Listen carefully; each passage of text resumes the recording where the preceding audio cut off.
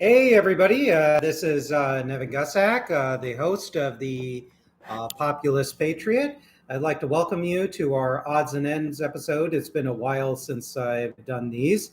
In the past couple of months, we've had some excellent guests like Jaron Nyquist, Joshua Neuer, Seven Surek, and others. And we also had a recent episode with my co host, Herschel Miller. We'll be having some more episodes in the future in the next couple of weeks, hopefully. But meanwhile, I'll be occasionally doing some odds and ends, as well as also interviewing some guests periodically in the future. And I'd like to welcome you to tonight's show. And tonight we're going to discuss a couple of items related to current events, as well as some past history too, as well. So I'm just going to go over this items. I prepared my research today. Now I'm looking extra spiffy today because unfortunately I had to go to a colleague's mother's funeral. I am this particular person's manager or supervisor. So it's always important to develop personal bonds within reason with your workforce because it creates good feelings, it builds respect, it builds trust, it creates a true working community. Which, transferring to the purposes of this show, we are for a unified, as best as possible, national community within the workplace.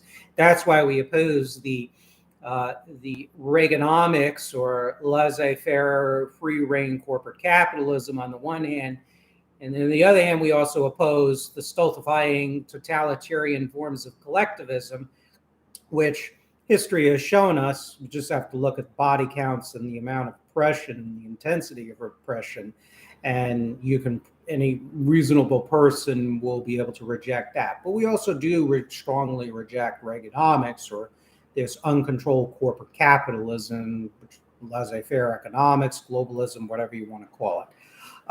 So we're going to start off with, I'm going to get my handy dandy cup of coffee here. You have to excuse me. One which was brought up by Cliff Kincaid, whose program and organization, American Survival, I've been on a number of times. And he mentioned in one of his emailed newsletters this testimony of a former FBI infiltrator and hardcore patriot, Larry Grathwohl. He infiltrated the Weather Underground, which was a communist terrorist group that operated in the late 1960s and into the 1970s. And what was very interesting is, according to Grathwohl, Bill Ayers, who now unfortunately is ensconced in academia, and he's been involved with political movers and shakers within the Democratic Party. Bill Ayers, who was one of the leaders of the Weather Underground, he once said that both Kennedy assassinations, the assassinations of two New Deal liberals, Robert Kennedy and John F. Kennedy, were a good thing. In fact, Grathwohl testified that more or less Ayers said, I remember one meeting when our Weatherman Collective brought up the subject of the Kennedy assassinations. At least 20 to 25 people were present, and Bill Ayers was one of them. I heard Bill state that the murders of both John F. Kennedy and Robert F. Kennedy were a good thing because liberals, meaning New Deal liberals, which would be considered by today's standards, and yes, I'm talking to you, Kristen Sinema and Joe Manchin, as well as the Ted Cruzes and the Ron Johnsons and Rand Pauls and others. The Kennedys were New Deal, were populists by today's standards in many ways. Bill Ayers believed that the assassination of the Kennedy brothers were a good thing because liberals compromised the conflict between U.S. imperialism and the socialist revolution. Liberals prevent the contradictions from becoming obvious and thus prevent a revolution. Therefore, the assassinations of the Kennedys were to be welcomed as a necessary advance on the road to communist world revolution. Well, it's pretty easy to understand. I mean, it proves our point of this show that New Deal reforms and economic nationalism and a certain degree of nation building through programs like the Alliance for Progress, when managed correctly, halt the advance of communism, but also wins hearts and minds, both domestically and internationally. And it also halts the contradictions of capitalism from getting out of hand. When you deregulate everything, throw open the borders, to global free trade and open your borders to immigrants. Not that immigrants are a bad thing, but immigrant low skilled labor to be exploited, for them to be treated like slaves. When you bust unions, when you financialize the economy and embrace the shareholder only value way of conducting business, you're going to accelerate the contradictions within capitalism, as Karl Marx famously said in his Communist Manifesto, that the bourgeoisie contains its own gravediggers. And New Deal liberalism, Cold War era liberalism, stopped that. Union membership increased. The financial sector was well regulated, and excesses and bad behavior on Wall Street were curbed in many ways. We were throwing our borders open, unfortunately, under the Kennedys and Eisenhower, starting with Eisenhower, then moving through Kennedy and his successors through free trade agreements. That was a bad thing. Had Kennedy lived today, I would probably safely argue that he would have changed his mind about the effects of free trade. But nevertheless, there were provisions that they tried to protect American industry from, because American industrial sectors were still carried a lot of weight in Congress and the halls of public opinion. So the bottom line is that the New Deal liberalism actually halted the spread of domestic communism. We used to brag that there used to be cars in every driveway, upward mobility, white picket fence, nice home, you get a high school education, not even a college education, you work hard, play by the rules, you do well. How's that going to feed into a communist revolution insofar as economic grievances are concerned? No, nothing. Communism is just a small movement. Hope that didn't affect our program here. Computers tend to do kind of funny things here. So that's that item. Now, next report, also on America's survival, Julian Assange, whistleblower, spy from Moscow, by the famed anti-communist author Trevor Loudon, who's also another individual that I've collaborated with, also in some ways a friend, just like Cliff Kincaid. And in this report, I found a very interesting quote. It was by Yevgeny Bajanov, who is the Vice Chancellor of Research and International Relations at the Russian Foreign Ministry's Diplomatic Academy in Moscow. And he wrote in a column that was very favorable to Julian Assange, who is a whistleblower and publicized all sorts manner of documents. Secret documents, diplomatic cables, etc., governmental correspondence from the Western world, including the United States. And some of it was uncomplimentary towards Western interests in our US government. So Bajanov wrote in the Moscow Times, he said, quote, "Now in the 21st century, we have WikiLeaks founded by anarchist and anti-imperialist Julian Assange, who is driven by a hatred for capitalism in the United States. In the modern age of the internet, Kalashnikovs and dynamite are no longer necessary to try to overthrow the enemy. Modern technology and outstanding hacking skills allows anarchists to help weaken the United States, the citadel of capitalism. Undoubtedly, WikiLeaks delivered a heavy blow to the United States. First, it showed the world that U.S. diplomats might smile to your face while they sharpen their knives behind your back. Second, WikiLeaks exposed the vulnerability of the world's most powerful country." So I am going to stop right there with the quote. So first of all, it shows that Julian Assange, yes, was helpful in damaging American interests. Putting that aside, Bajanov uses terms like imperialism and capitalism, calling us the enemy. That tells me that Russia is not a friend of the United States, that Ronald Reagan really didn't defeat the Soviet Union, that Soviet superstructures just kind of faded into the back, receded in the background. I mean, this is when you read all this words in the Moscow Times written by Yevgeny Bajanov, Vice Chancellor of Research and International Relations at the Russian Foreign Ministry, Diplomatic Academy, you're finding that it's the same old Cold War anti-capitalist, anti-American rhetoric that's still being spewed from Moscow. That there are many things that don't change, that the old wine are just in new bottles. It shows that Russia, that from official Russian institutions, the usual Cold War communist type rhetoric does continue.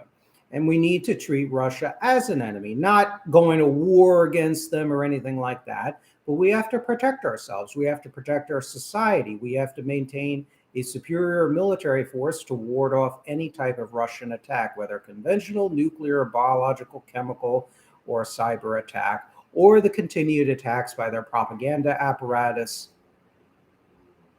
and disinformation machinery, and their very powerful espionage forces. Now, here's another interesting one. Remember that during a good chunk of the Cold War, that Russia, the Soviet Union, and China underwent this sort of split starting in 1960. Well, it's interesting because I take the position in my writings too, as well in my various videos, that the split between the Soviet Union and China was vastly exaggerated, and it was in the process of being healed in the late 1980s by Deng Xiaoping and Mikhail Gorbachev, the dictators of China and the Soviet Union, respectively. And it was clearly being healed. And we have to learn two things about splits. The split between the Soviet Union and China, as I've documented, even though there was this split, if you take it at face value, there's incontrovertible evidence that there still was quite a bit of collaboration behind the scenes and even on the surface that was reported in the mainstream press. And by the time the late 1980s rolled around the corner, there was actual much more military collaboration, particularly between some of the Eastern European satellite countries and the People's Republic of China. The Eastern European satellite countries were puppets of the Soviet Union until the collapse of communism in those countries in late 1989 and into early 1990. So, for example, I found some very interesting documentary archival evidence in the Cold War International History Project's Wilson Center website. And the title of this report is Telegrams from Beijing, Czechoslovak Diplomats on the 1989 Tiananmen Square Protest by Jan Ademich. And it was dated on July 2nd, 2020. And what was very, very interesting is it mentions the Czechoslovak, this is in 1989, the Czechoslovak regime even restored direct military contacts between the Czechoslovak People's Army and the Chinese People's Liberation Army, proposing cooperation in the areas of combat training, military education, and the exchange of military specialists. And then it goes on talking about various meetings between the Chinese and the Czechoslovak ministers of defense and high-ranking generals and officers in mid to late 1989. And what this shows is that even if the split existed, splits can easily be healed, especially with great powers, revisionist great powers like China and the Soviet Union that had very similar ultimate goals, which is the triumph of world communism. So this was occurring when the split was being patched up. And might I add, the United States was still kowtowing under China.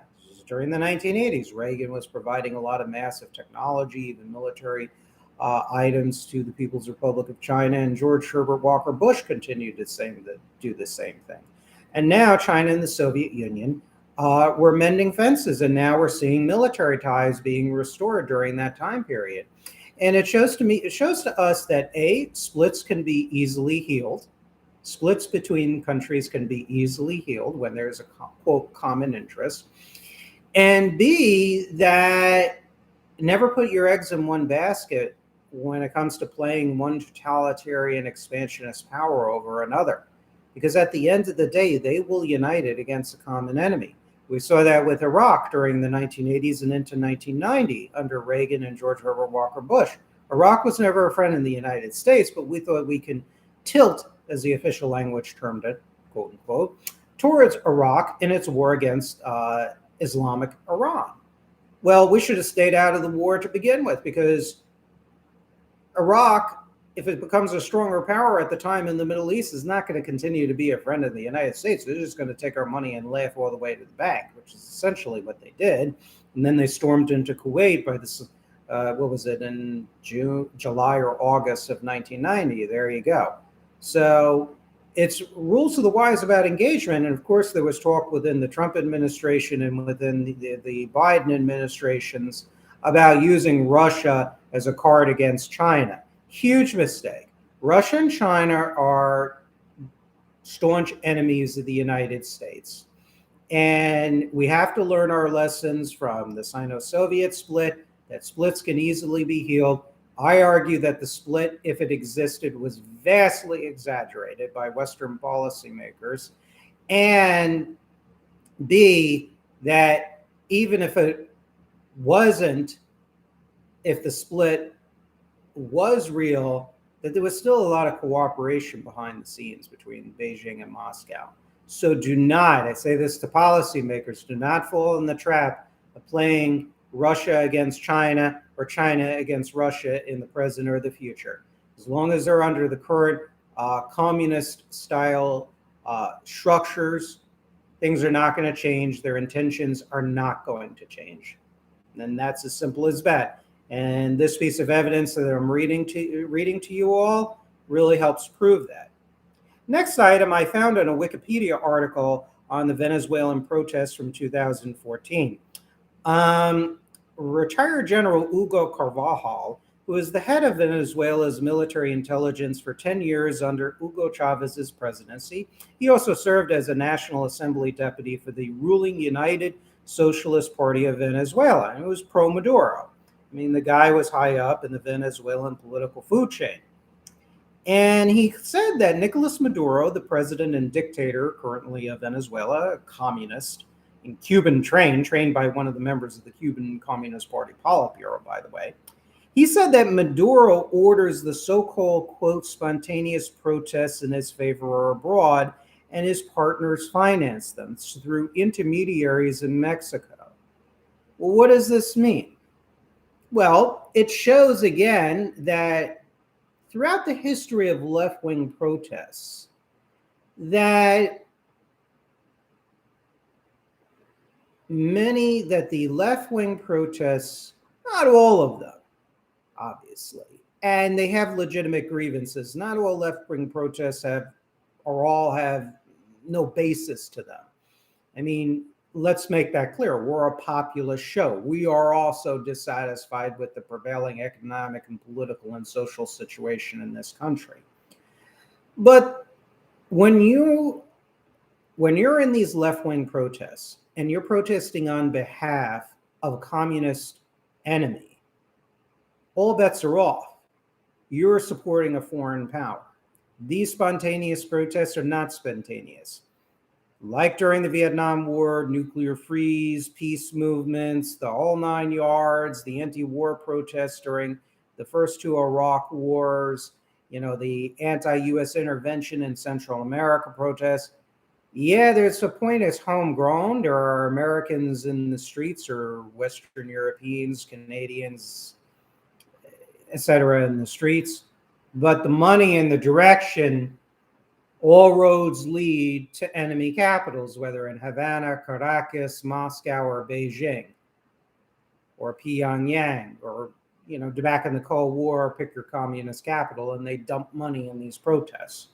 So this is a situation that shows there is truly treason and quizzling behavior amongst the domestic left in this country. They're taking this money, and it's especially bad if they're knowingly taking this money. That means they are putting themselves at a service of a foreign power, and that makes them traitors of the heart. Sorry. Now, the U.S. government should respond in two ways. Yes, we need to investigate.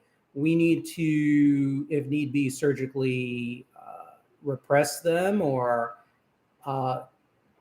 gently, if you will, but we also have to expose them through counter-propaganda efforts. The government should have a television and radio channel that would devote itself to exposing these connections. And thirdly, and this is where I lean more left or populist or whatever, we have to understand also why left-wing protests occur. And we have to explore the grievances, and within reason, we have to try and ameliorate those grievances, particularly if there are problems on the domestic front. But when it comes to foreign policy, radical civic nationalists like myself, populist patriots, whatever you want to call them, we have to protect our security interests against various totalitarian centers of power abroad. There's no argument as far as I'm concerned in this show regarding that. So now I am going to go through some more papers here. Before we go on, I wanted to make mention of something also very, very, very important. Lately, we've had tornadoes, ravaging the United States. In Kentucky, for example, you had that candle factory where the bosses told the workers that they could not leave the factory, that they needed to stay put, and workers died as a result. Similar things happened to an Amazon warehouse. And no doubt more stories will come down the pike regarding this. And there might be of other stories which have not been reported of this kind of behavior occurring. Now, this is what I have to say about this. Simply, in a radical civic nationalist government, if I had my way of restructuring our system, I look at it like this. Doctors, lawyers, doctors can lose their license to practice. Teachers can lose their teaching certificate. Lawyers can get disbarred. Why can't businessmen and businesswomen, either as executives or owners, lose their right to conduct business? Why can't they get, quote, lose their, quote, license, their ability to practice business? Why can't they do these things? Because this candle factory, the owners need to lose their business. And the federal government would then take it into temporary receivership and auction it off to individuals who know how to follow the rules and actually treat their workers like human beings and not cogs in a machine just to be thrown away like a bunch of old toys that outlive their usefulness and, throw them in the garbage. Now, see, in a radical civic nationalist government, this notion of total economic liberalism is going to be for a bygone age. It's radicalizing people every day. Workers' lives are being lost. People are becoming more and more demoralized. I mean, you have this so-called great resignation. People do not want to take it anymore. We talked about on the show with Herschel and I, we were talking about the strike wave that is spreading. I hope it continues. I hope there are more strikes. I would love to see a general strike in this country, not because I want to see the country fail, but I want to see the country situation between management and labor rebalance itself the way it was before Reagan became president. That's what I want to see. I don't want to see a socialist revolution. So those of you who are saying, oh, Nevin, you're a socialist, and oh my God, how could you call yourself an anti-communist, but yet you support unions and mass waves of strikes, and oh my God, a general strike. Well, yeah, I do, because I want to see relations balanced between management and labor. When you have more of an organic unity of the classes where people think of themselves as colleagues, if you will, and fellow citizens, and this comes through the education and a cultural revolution that hopefully one day will prevail in this country, and proper regulatory structures and banning of right to work and the expansion of patriotic unionization drives, then I think these problems are going to be ameliorated. Then the owners of a candle factory or a car factory or an Amazon warehouse is going to think twice. And yes, radical civic nationalist justice will go all the way up to the top to people like Jeff Bezos and his successor, I forget his name at the moment. Yeah, these people would, boom, lose your business. You treat your workers like crap, and Amazon, it's well documented for that. Boom. We have no problem with private enterprise, but we have a huge problem with the abuses of corporate capitalism. We will not tolerate that in a future government. Okay? So you can make billions of dollars and have 10 yachts for all I care. I don't give a shit. But when you exploit your workers, and this is true exploitation, it's getting worse and worse and worse and more accepted and ignored by our government, whether it's Trump or Biden. Yeah, these problems are going to continue, and more younger people and people my age, we're going to drift into radicalism. That's the bottom line. So leaders of the country and your corporate capitalist elites, you better do something, because as Mark Blythe, one of my favorite economic authors, as well as Herschel, says, the Hamptons are not a viable route for retreat. You can't hold yourself up at the Hamptons forever. You know, the pitchforks will be coming. And that ain't a good thing either, because the people carrying the pitchforks might replace one plutocratic oligarchy for a socialist oligarchy. And I don't want either. I want pre-Reagan. That's what I want. And that's what we all should strive for. Now, getting back to speaking of Reagan, who was duped by Gorbachev, and we've talked about this in other shows. I've talked about it in interviews with Jaron Nyquist and in my books. Well, Putin said in a recent speech in October of this year, 2021, Putin said that everyone says that the existing model of capitalism, he said this in a speech in Sochi in Russia, as reported by TASS at the meeting of the Valdai International Club, said everyone says that the existing model of capitalism, which is the basis of social structure in the overwhelming majority of countries, has run its course. And according to him, this model can no longer offer a way out of the snarl of increasingly tangled contradictions. Everywhere, even in the richest countries and regions, the uneven distribution of material wealth leads to aggravating inequality. Well, guess what? He's right. I hate Putin. Or I should say he's an enemy. But he's right. Okay, he's right. So sue me. But at the same time, what is Putin's purpose? What does this quote tell you? This tells you that the cat is out of the bag, that Putin still has fealty towards international communism, that he's still a communist at heart. And we know that Putin, through RT, gives a voice to American left radicals and communists. We know through Sergei Tretyakov, who was a KGB SVR defector from the Russian Special Services. He has talked about how the SVR throughout the 1990s and 2000s continued to stoke anti-U.S. demonstrations, protests, and all sorts of anti-American disinformation and propaganda. So we know that already.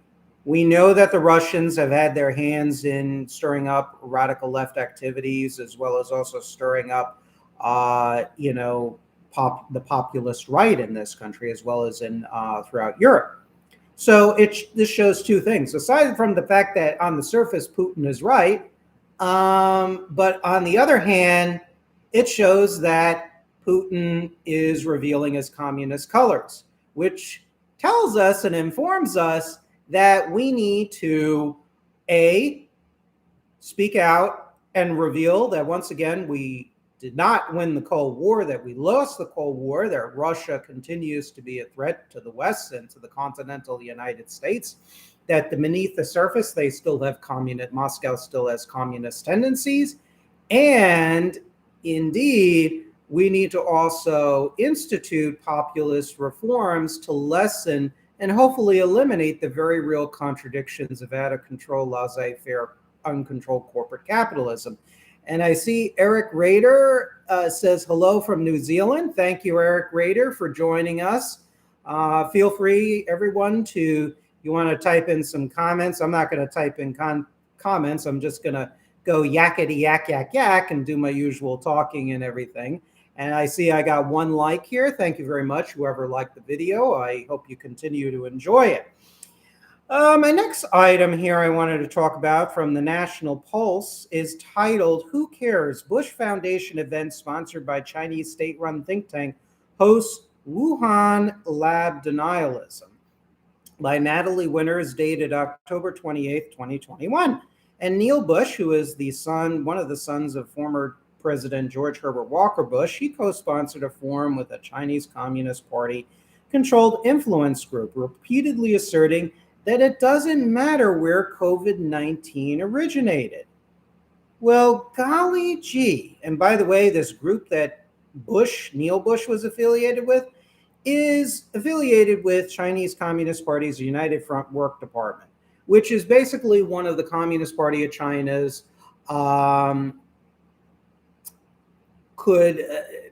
tools, which is used to influence international audiences, particularly within the elites and also the mass political parties abroad. So he says it doesn't matter where COVID-19 originates. Well, you know anything about Neil Bush? I mean, since at least the early 2000s, if not before, Neil Bush has been a major investor within the institutions of within the institutional economic apparatus of the Chinese Communist state. So we know where Neil Bush's bread is buttered. And let me tell you, that butter is tasting rotten every day. Neil Bush is corrupt. A radical civic nationalist government would investigate people like Neil Bush and prohibit him from further business contacts. Neil Bush, make your money another way. Stop emboldening dictatorships that want to bury the United States and bury our allies abroad, like in Taiwan, excuse me.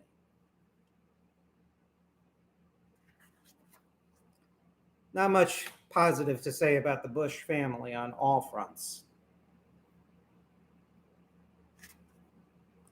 Some more headlines. China reportedly tested nuclear-capable hypersonic missile. So this missile, which circled the globe in August of this year, before speeding its target, it circled the globe. And it shows that China has advanced space capability that caught U.S. intelligence by surprise. So it shows that our intelligence capabilities are not quite up to snuff if it caught us by surprise. And it also shows that, well, all this free trade and open borders with communist China, well, I guess Frederick Bastiat, a classical liberal globalist, a favorite of amongst the libertarians and Reagan conservatives, well, Bastiat's famous quote that, well, if goods cross borders, armies won't, is wrong. Is wrong. Trade has never liberalized totalitarian dictatorships. They just pretend to liberalize in order to further modernize their military and industrial apparatus. That's all they care about. And the United States, or elites, well, we're too stupid, we're too greedy, we're too full of hubris to realize that. And now we are basically sowing the seeds of our own destruction, to rip off the title of one of my books. Next headline from Reuters. The previous thing on the information on the hypersonic missile is quoted from the New York Post by Eileen A.J. Connolly, dated October 16, 2021. Now I have an article here from Reuters, dated from October 8th, 2021, by Kate Cadle. U.S. remote control maker Universal Electronics Incorporated told Reuters that it struck a deal with authorities in Xinjiang province, which is where the Uyghur Muslims reside, struck a deal with authorities in Xinjiang to transport hundreds of Uyghur workers to its plant in the southern Chinese city of Qinzhou, the first confirmed instance of an American company participating in a transfer program disguised by some rights groups as forced labor. About 400 workers in one case. Well, forced or slave labor conducted by Chinese prisoners on behalf of foreign corporations has been going on since at least the 1980s. And even ever since the 1950s and 1960s, Chinese state corporations operating in the Laogai, the labor or so-called labor reform camps, are basically slave labor camps, They've been producing items for export since at least the 1950s, 1960s. Well, this type of stuff should be banned. Again, the government says, say, boom, nope, you can't do that. Sorry, you violate the law. We catch you importing all these goods produced by prison labor, slave labor. You lose your license to practice business. We got to play hardball. Can't play softball with these people. The oligarch, the private sector oligarchs, they don't care. There's Jamie Dimon, who is what, the president of which bank? The name rings a bell. Is it Citibank, I believe? Somebody catch me here. Jamie Dimon or Jamie Dimon, president of a major bank. So somebody catch me here. I don't know. He's famously said to Senator Elizabeth Warren, he's like, well, so hit me with a fine. Who cares? Who cares? It's just a few $1 million, whatever. No, it's jail time. Lose your license to do business. You got to kick them where it hurts. It's the only way these people are going to learn.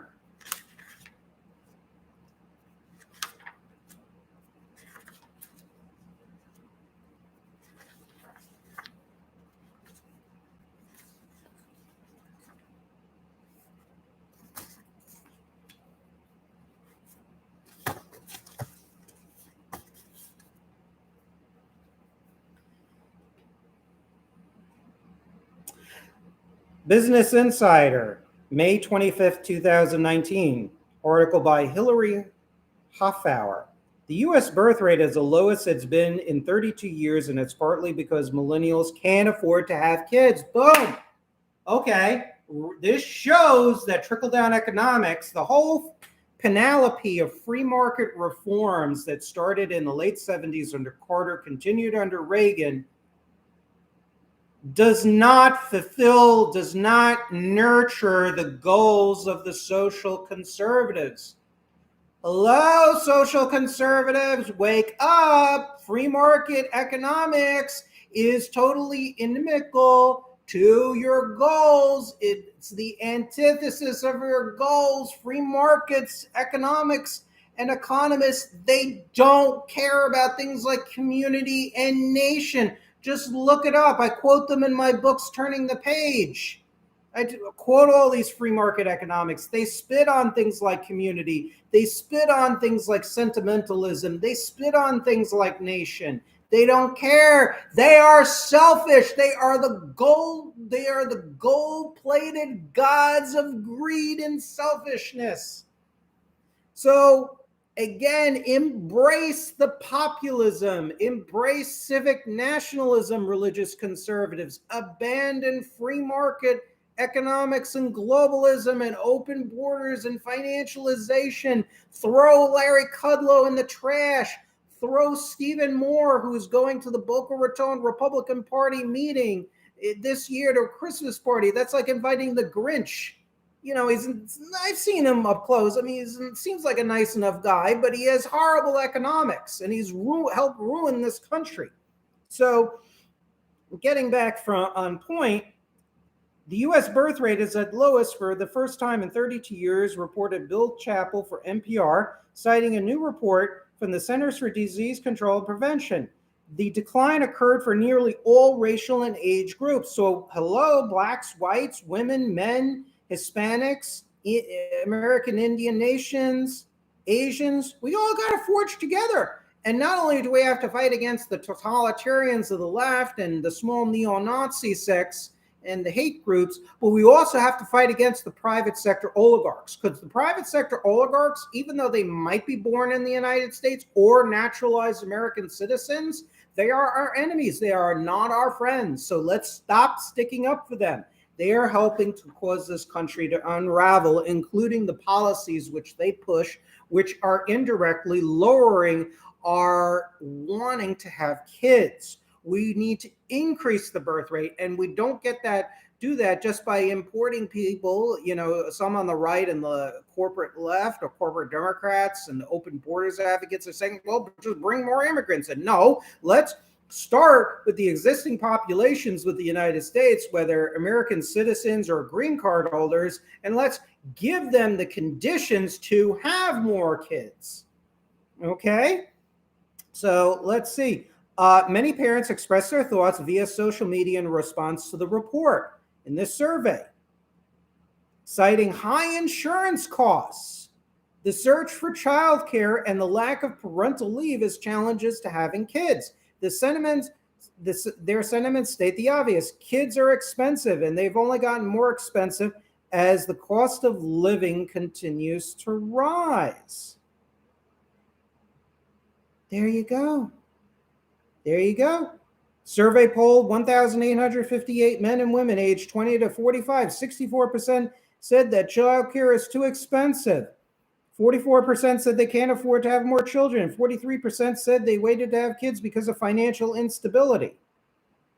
There you go. There you go. That wasn't such a huge problem back in the 1940s, 1950s, 1960s, even into the 1970s. Yeah, the birth rate was doing fine. Hell, you had the baby boom. It wasn't called the baby boom for a reason.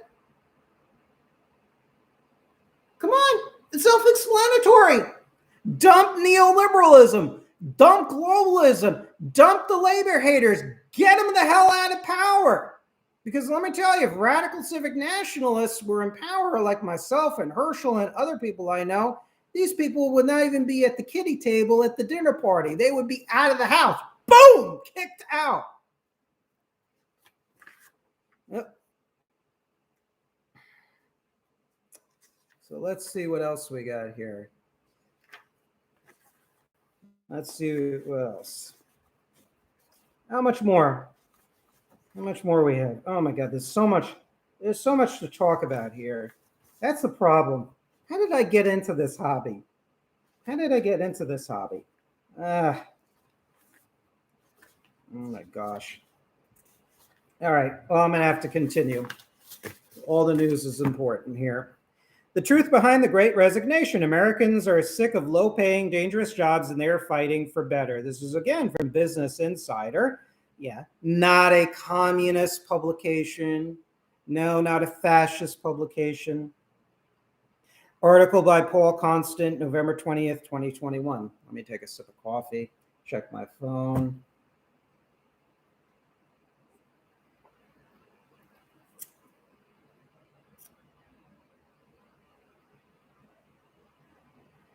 The science posted at fast food restaurants and shared all over social media practically become a cliche by now. We are short-staffed. Please be patient with the staff that didn't show up. No one wants to work anymore. And of course, the employers are saying all about the government handouts and this and that, even though the additional unemployment benefits stopped in September of this year. I mean, they don't want to talk about that. Well, you know, and they're doing various responses. Well, it's because people are not paid enough in these jobs. They can't be paid a living wage. You can't raise a family on them.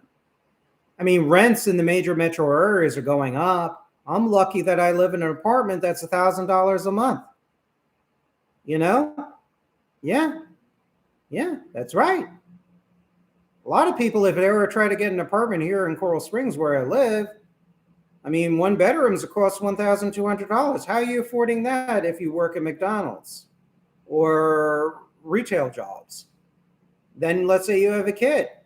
The insurance policies are not necessarily good or comprehensive, or you might not have insurance at all. So there you go. It's not because people don't want to work, it's because work doesn't pay in many of these sectors. So once upon a time, there used to be a situation in this country where if you got a high school education, you can march down to working at a store or working at your local factory or whatnot and earn a decent wage. And you could at least be self-sufficient and move out of your parents' house. Now what do you have? You have a situation where the American dream is eroding constantly. I mean, it's a no-brainer.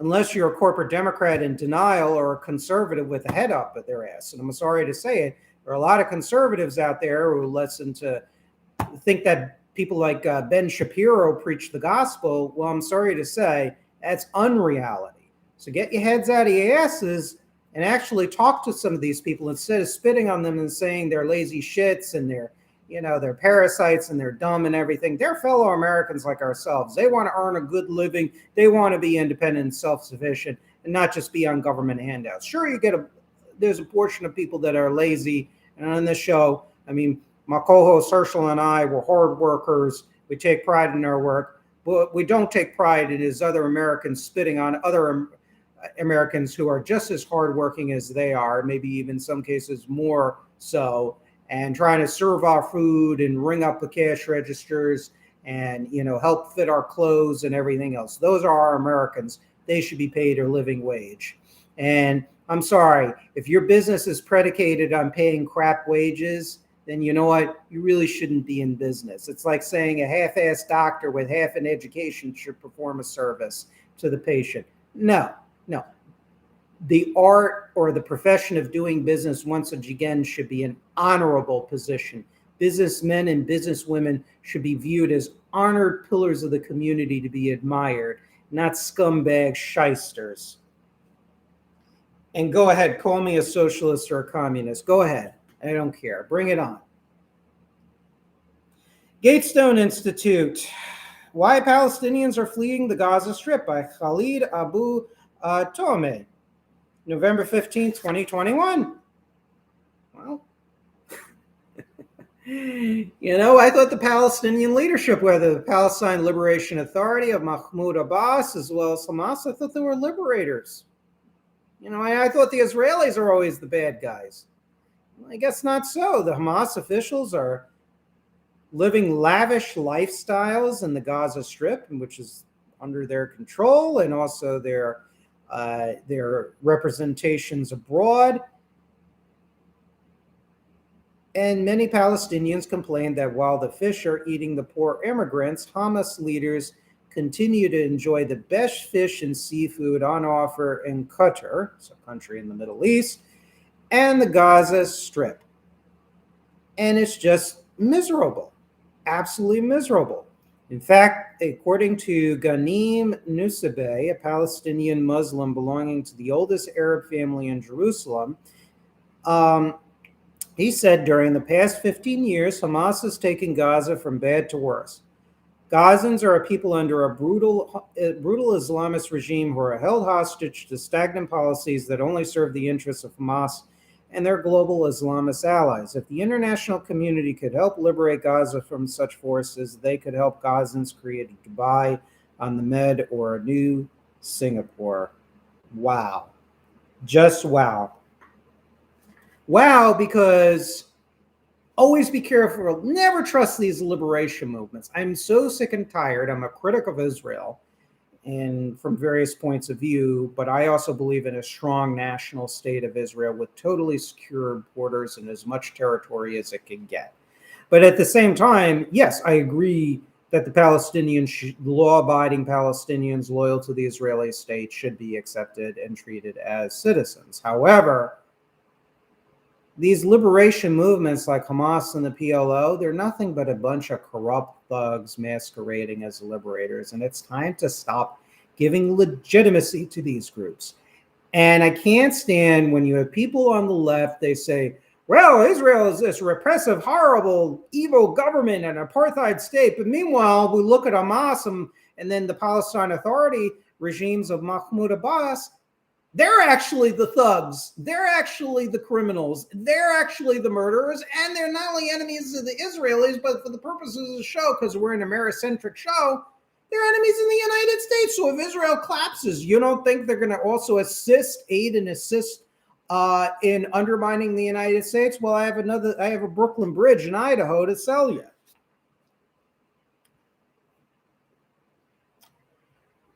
Okay, on Claire Berlinski's website, there is an article written by Sienna Monique Camara, dated, I think, November 23rd of this year.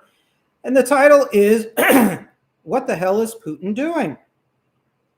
And it's talking about how Putin and his ally, Andrei Lukashenko, who's a communist, and basically calls himself an advocate of market socialism as opposed to, quote, wild capitalism. He's a communist. He's an old Soviet-style ruler. And Putin and Lukashenko are allies. And they both collaborate in siphoning drugs and Middle Eastern migrants to the West. Because Belarus and Russia want to undermine the West, they're helping to aid in the flood of drugs and Islamic migrants into the West. In fact, Lukashenko vowed to flood the EU, European Union, with migrants and drugs. We were stopping them, he raved. Now you will catch them and eat them yourself. So over the summer, Iraqi and Belarusian travel agencies sold visas and tourist package to Minsk, which is the capital of Belarus, to migrants seeking to enter the EU. As soon as they arrived in Minsk, Belarusian authorities picked them up at the airport and escorted them to state-approved hotels, then bussed them in the dead of night to Lithuanian-Polish borders. Belarusian border guards gave the migrants wire cutters to penetrate the border fences, which they used. And of course, the article comments using migrants to destabilize Europe is in Vladimir Putin's playbook. And the article continues to discuss this. And it's simply to create tensions in the West, because a number of these migrants are not entirely welcome in various European countries. There have been, you could argue, yes, there's been cultural enrichment and laborers with these migrants, but also there's been a lot of crimes associated, violent crimes, like really horrible crimes associated with the many crazy elements within these migrant communities. And that just causes all kinds of contradictions and chaos in the West. My recommendation for the West is just say no, send these migrants back, send them back to their home countries, and sanction the hell out of Belarus and Russia. That's what we need to do. Stop trading with them. And that includes the United States, because the US technology companies have been involved in trading with Belarus, with the Lukashenko dictatorship. Oh, here's a beauty, one of Biden's beauties. US, this according to the New York Times, Michael Crawley, November 30th, 2021, US removes Colombia's FARC rebel group from terrorist list. Oh, isn't that just freaking peachy? Why? Well, according to Secretary of State Antony Blinken, the group FARC, which is Revolutionary Armed Forces, it's a Spanish acronym for it. It's a communist terrorist group that's supported by Cuba and Venezuela. Previously, during the 1980s, their soldiers were trained in Vietnam and the Soviet Union. And FARC has also indirectly received weapons from the Russians, I believe, and the Syrians through Russian arms dealers like Victor Bout. According to Blinken, the FARC had formally dissolved and disarmed and no longer exists as a unified organization that engages in terrorism or terrorist activity or has a capability or intent of doing so. Well, if you believe that a communist group is just going to spontaneously disintegrate and just go home, I got another Brooklyn Bridge to sell you, this time in Arizona. That's the problem. You know, FARC members, according to Congressman Mike McCall, Republican of Texas, he said that FARC members have not exercised remorse or acts of contrition for their ongoing narco-terrorism against innocent Colombians and Americans. And there really is no sign of that. Why? Blinken says that many of FARC's former top military commanders are now prominent politicians. Well, yeah, because now they're going to use the peaceful route to enact a communist takeover in Colombia. So another domino will fall in Latin America to communism and anti-American forces. Thank you, Biden. Good job. You're just sealing your fate to get a landslide by the reactionary Republicans in both houses of Congress and in the White House. Thank you so much. We will remember you when we have no more Social Security and Medicare and when they bust more unions. It'll be your fault, Biden, and your fault, Kristen Sinema, and your fault, Joe Manchin. Great job. Because you're screwing up in aspects of the foreign policy front. Now, oh, this we gotta love. This is in eprimefeed.com, and Biden puts Democrats in bind with push against sanctions on Russian pipeline. Dated December 3rd, 2021. The Biden administration is trying to fend off efforts in Congress to impose sanctions on a Russian natural gas pipeline in Europe, putting it at odds with Eastern European allies and some Democratic lawmakers. Well, isn't that love it? Wait a minute, guys. Guys, hold on. I know there's some viewers here. Refresh my memory. Wasn't Trump the Russian agent? I'm like kind of confused here. Because it sounds like Biden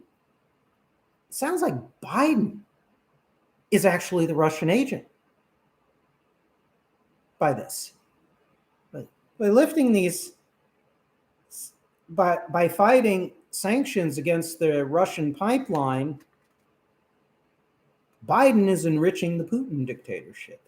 That's all I have to say about that. It's insane. It's just ridiculous. Absolutely ridiculous.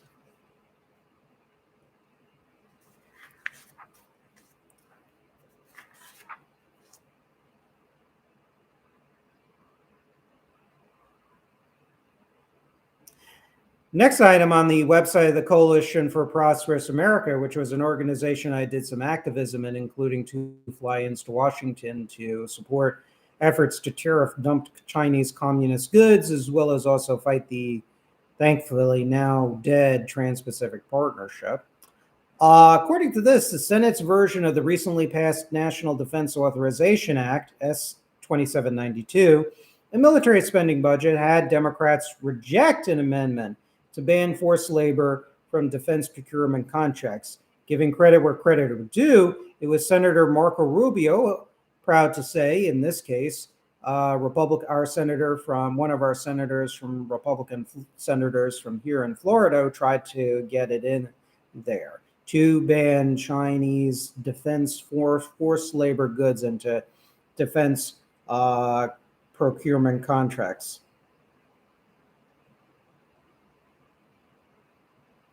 And giving credit where credit is due, Democrats like Elizabeth Warren and Amy Klobuchar also co-sponsored, it seems, Senator Rubio's bill as well. But apparently there were Democrats that fought against it.